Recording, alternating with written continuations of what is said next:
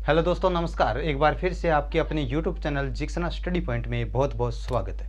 Class के अंदर सत्ता की साझेदारी के बारे में हम बात करेंगे। जो कक्षा 10 के सामाजिक लोकतांत्रिक जो किताब लगती है उसका पहला अध्याय है, उसके बारे में आज हम चर्चा करने वाले हैं। जो पाठ्य परिचय बोल सकते हैं, पाठ का परिचय है, उसके बारे में आज इस क्लास के अंदर हम अध्ययन करेंगे कि सत्ता की साझेदारी होती क्या है, सत्ता का मतलब क्या होता है, उसके बारे में हम बात करेंगे। सत्ता यानी सत्ता का अर्थ होता है राजनीतिक शक्तियां।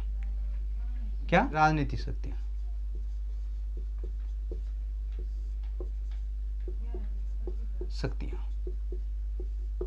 ठीक है, यानी ये राजनीतिक शक्तियां होती क्या है?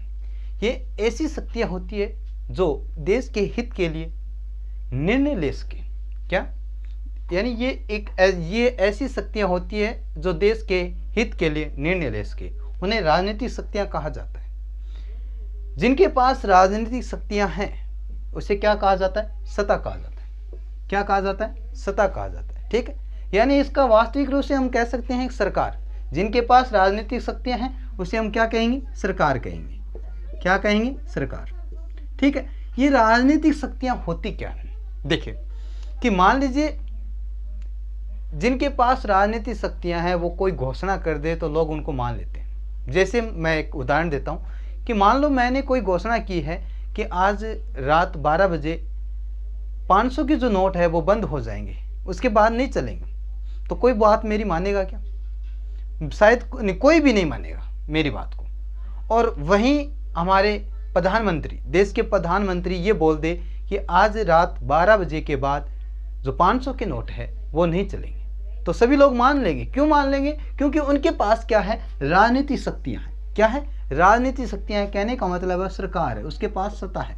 क्या है? सत्ता है, राजनीतिक शक्तियां। और मेरी बात क्यों नहीं मान रहे हैं? क्योंकि मेरे पास राजनीतिक शक्तियां नहीं है। मैं क्या हूं? एक आम इंसान। क्या हूं? एक आम नागरिक हूं देश का। लेकिन ये आम जो प्रधानमंत्री होता है वो आम नागरिक नहीं होता, उनके पास क्या होती है? राजनीतिक शक्तियां होती है। ठीक है, अब हम बात करें कि ये सरकार होती है, इनके बारे में। सरकार मुख्य रूप से 3 प्रकार से बताया, हम पढ़ते आ रहे हैं। एक तो होती है राजतंत्र की सरकार, दूसरी लोकतंत्र की सरकार, तीसरी तानाशाही सरकार। यानी इन 3 सरकारों के बारे में हम बात करते हैं। एक नंबर हम राजतंत्रीय सरकार, यानी राजतंत्रीय, यानी राजा का तंत्र मतलब व्यवस्था, यानी एक ऐसी व्यवस्था, ऐसी शासन व्यवस्था जिसमें जो निर्णय लेने का कार्य है, कोई भी फैसला लेने का, कोई नियम लागू करने का कार्य किसके पास होता है? राजा के पास। किसके पास? राजा के पास होता है। यानी कहने का मतलब है जिसमें राजा की चलती हो उसे क्या बोलते हैं? राजतंत्रीय सरकार बोलते हैं। जिसका यानी ऐसी शासन व्यवस्था जिसमें राजा के फैसले होते हैं, राजा चलाता है। ठीक है, उसे राजतंत्रीय सरकार बोलते हैं। 2 नंबर हमने तानाशाही सरकार। ये व्यक्ति विशेष, कोई एक व्यक्ति विशेष की सरकार होती है जिसे तानाशाही सरकार बोलते हैं। ठीक है, यानी ऐसी शासन व्यवस्था जिसमें किसी एक व्यक्ति के पास निर्णय लेने की शक्तियां होती है। ऐसी व्यवस्था, ऐसी शासन व्यवस्था जिसमें निर्णय लेने की शक्तियां किसके पास होती है? किसी एक व्यक्ति के पास होती है, उसे तानाशाही सरकार कहा जाता है। अब राजतंत्रीय सरकार और तानाशाही सरकार, इसमें जो शासन करने, निर्णय लेने का जो फैसला होता है एक व्यक्ति के पास होता है। राजतंत्रीय जो सरकार होती है उसके अंदर जो फैसले लेता है वो कौन लेता है? राजा। राजा एक ही होता है। और तानाशाही सरकार के अंदर एक व्यक्ति होता है, एक व्यक्ति विशेष होता है। एक व्यक्ति विशेष क्या लेता है? फैसला लेता है। लेकिन ये दोनों अलग अलग क्यों हैं? दोनों एक समान क्यों नहीं? इसमें अंतर क्या है? राजतंत्रीय जो सरकार होती है ये पीढ़ी दर पीढ़ी होती है। कहने का मतलब ये हुआ कि राजा का बेटा राजा बनेगा। लेकिन तानाशाही सरकार में ऐसा नहीं होता है। कैसा? कि पीढ़ी दर पीढ़ी, यानी कोई व्यक्ति है उसके बाद तानाशाही कौन बनेगा? उसका बेटा? नहीं, ऐसा नहीं हो सकता। जो शक्तिशाली है, जिसका दबदबा है, वही क्या करेगा? तानाशाही सरकार बनाएगा। क्या बनाएगा? तानाशाही सरकार बनाएगा। और जो ये राजतंत्रीय सरकार होती है, राजा क्या करता है कि मान लीजिए राज्य के अंदर कोई समस्या आ गई, राज्य के अंदर कोई ऐसी विकट समस्या आ जाती है, तो राजा अपने पास ज्ञानी मुनि और विद्वान लोगों को रखता है और उनसे सलाह मशवरा कराता है या उनसे विचार विमर्श करता है और समस्या का हल ढूंढने की कोशिश करता है। लेकिन तानाशाही सरकार में ऐसा नहीं होता है। तानाशाही सरकार के अंदर व्यक्ति विशेष अपने मन की करता है, कोई व्यक्ति होता है वो अपने मन की चलाता है, इसलिए तो उसे तानाशाही सरकार कहा जाता है। इन दोनों में अंतर है। 3 नंबर जो लोकतांत्रिक सरकार है, जो अपने भारत के अंदर लोकतांत्रिक सरकार, यानी इसका मतलब है कि जनता की सरकार। क्या? जनता की सरकार, यानी लोग ही सरकार को चुनते हैं और लोग ही सरकार बनाते हैं। उसे क्या कहा जाता है? लोकतंत्रीय सरकार कहा जाता है। इस लोकतंत्र के बारे में कुछ गहराई से पढ़ लेते हैं कि लोकतंत्र होता क्या है।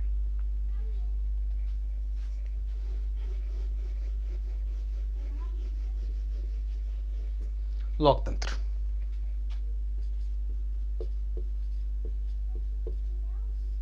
भारत एक लोकतंत्र देश है, ठीक है। इसके अंदर ऐसी व्यवस्था है जिसमें सरकार का निर्माण किसके द्वारा किया जाता है? जनता द्वारा किया जाता है। यह ऐसी शासन व्यवस्था होती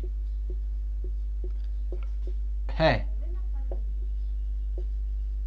जिसमें कानून का निर्माण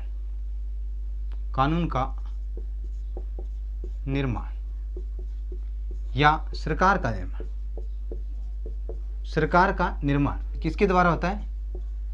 जनता के द्वारा किया जाता है। उस व्यवस्था को, उस शासन व्यवस्था को क्या कहा जाता है?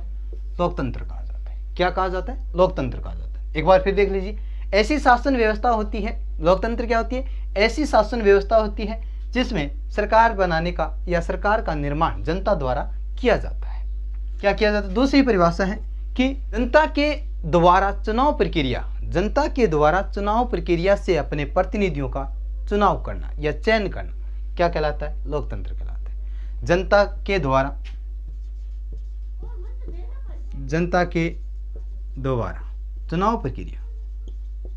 चुनाव प्रक्रिया से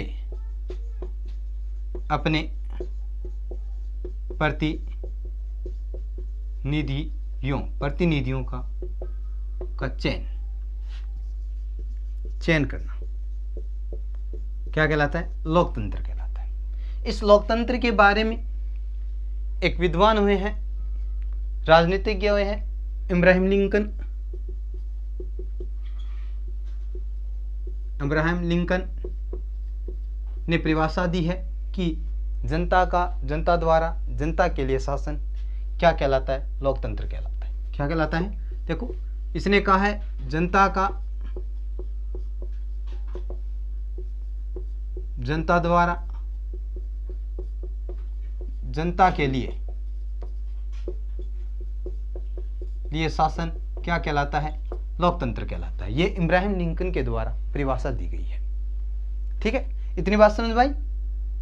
अब हम बात करते हैं संविधान, यानी संविधान क्या होता है।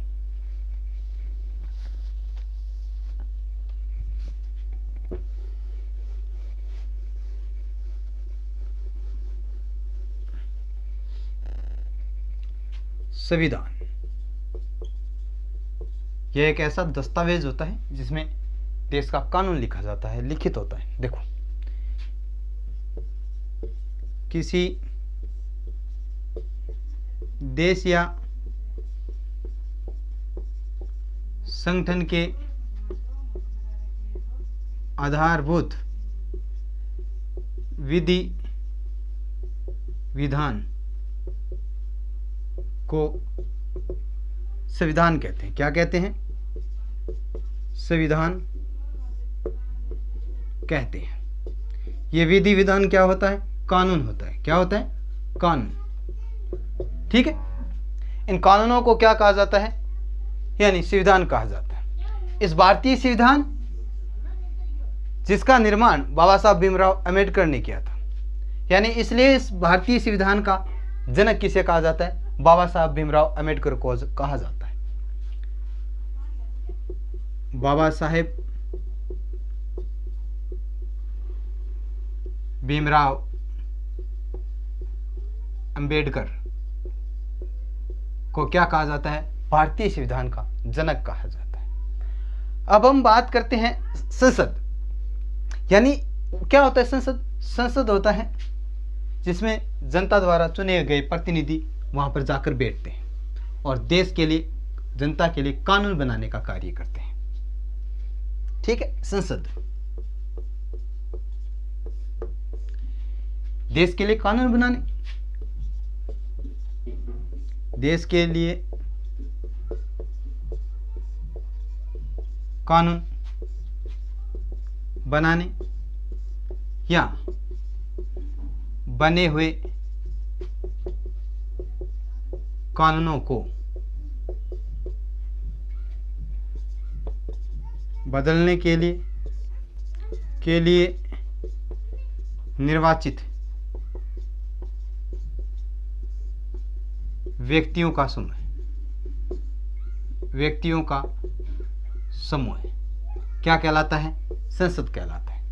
यानी संसद के अंदर कानून का निर्माण किया जाता है। जो लोग जनता द्वारा चुने होते हैं, चयन किए जाते हैं, चयनित व्यक्ति होते हैं, वो क्या करते हैं, संसद में बैठते हैं और देश के लिए क्या करते हैं, कानूनों का निर्माण करते हैं, कानून बनाते हैं और बने हुए कानून होते हैं उनको बदलने का कार्य करते हैं। जैसे मान लीजिए कि जो ट्रैफिक पुलिस वाले जो नियम बनाए जाते हैं वो संसद के जो निर्वाचित प्रतिनिधि हैं, व्यक्ति होते हैं, वो बनाते हैं। ठीक है, कि सड़क पर किस प्रकार चलना चाहिए, लाइट कौन सी लाइट के अनुसार हमें रुकना है, कौन सी लाइट ऑन होने के बाद चलना है। यानी ये सब ये कहाँ होता है, संसद के द्वारा होता है और कानूनों का निर्माण होता है और उसमें बदलाव किया जाता है। कौन करता है, निर्वाचित व्यक्तियों का समूह करता है और वो कहाँ बैठता है, संसद के अंदर बैठता है और संसद के अंदर के प्रतिनिधि बैठते हैं। और संसद में किसी एक इंसान से नहीं बनी, ये जो संसद होती है वो किसी एक इंसान से नहीं बनी होती है।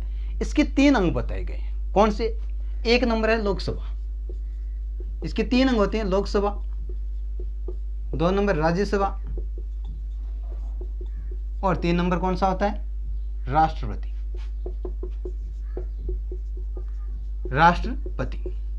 ये 3 क्या होते हैं, संसद के अंग होते हैं। ध्यान से देखना कि संसद के 3 अंग होते हैं, लोकसभा, राज्यसभा और राष्ट्रपति। और कानून किसी एक से नहीं बनता। लोकसभा ये चाहे ना कि मैं कानून बना दूं, तो इनके एक से कानून का निर्माण नहीं होता है। इन तीनों की सहमति होती है। उस कानून के बाद किसी कानून का निर्माण करना है तो इन तीनों की सहमति के बगैर हम कानून का निर्माण नहीं कर सकते, या संसद कानून का निर्माण नहीं कर सकती। तीनों को मंजूरी लेनी होती है, तीनों उसके अंदर हामी भरते हैं, तभी जाकर कानून का निर्माण होता है। ये आज हमने सत्ता की साझेदारी जो कक्षा 10 के सामाजिक विज्ञान के अंदर राजनीति पॉलिटिकल जो साइंस किताब लगती है उसका पहला चैप्टर है, उसके पाठ परिचय के बारे में हमने बात की है। पाठ परिचय के बारे में हमने आज बात की है। अब हम लगातार 10वीं क्लास की जो सामाजिक जो विषय है उसके लगातार पाठों का अध्ययन करते जाएंगे। और यदि ये वीडियो अच्छा लगा है तो आप इस चैनल को क्या कर लीजिए, सब्सक्राइब कर लीजिए। जो व्यक्ति, जो आपका सदस्य घर में जो भी बच्चा है 10वीं क्लास के अंदर, उस तक पहुंचाने की कोशिश करें। धन्यवाद।